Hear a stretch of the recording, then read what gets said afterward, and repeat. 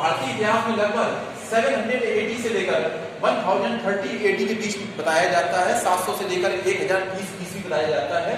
जैसे आपको मालूम है कत्यूरी वंश जो है इसमें कुल 3 परिवार के लोग शासन करते हैं और इन 3 परिवार में कुल 14 राजा होते हैं जो लगभग 300 साल तक उत्तराखंड के क्षेत्र पर शासन करते हैं। ठीक है, तो जो इस 3 परिवारों में जो पहला परिवार आता है तो एक तरह से कत्यूरी वंश का जो संस्थापक था वो महंतम शासक कौन था? बसंत देव था। ये किसी के सामंत नहीं थे, ये अपने आप में स्वतंत्र सेपरेट राजा हुए हैं बसंत देव। बसंत देव के बाद जो अगला शासक आता है उसके बारे में हमें उसका नाम या उसके बारे में कोई भी इंफॉर्मेशन जानकारी नहीं है।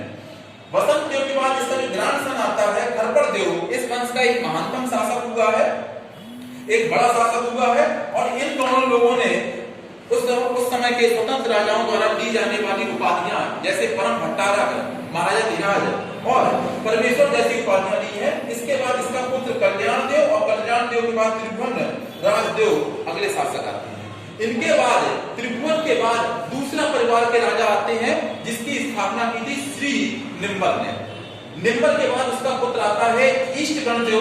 और ध्यान रखना बेटा आप लोग कि जो ईस्ट गणदेव था वो इस वंश का, यदि हम कहें कि इस कत्यूरी वंश का एकमात्र सबसे महानतम शासक कौन हुआ तो वो आपका था ईस्ट गणदेव। क्यों था? कि इसने संपूर्ण उत्तराखंड को एक राजनीतिक शक्ति के तहत रखने का प्रयास किया, उसको बांधने का प्रयास किया। ठीक है, इसके ईस्ट गणदेव के बाद अगला शासक आता है ललित सूर्यदेव और ललित सूर्यदेव के बाद आता है भूदेव। ठीक है, भूदेव के बाद इस वंश का तीसरा परिवार शासन के लिए आता है जिसकी स्थापना करता है सलोर्दित्य।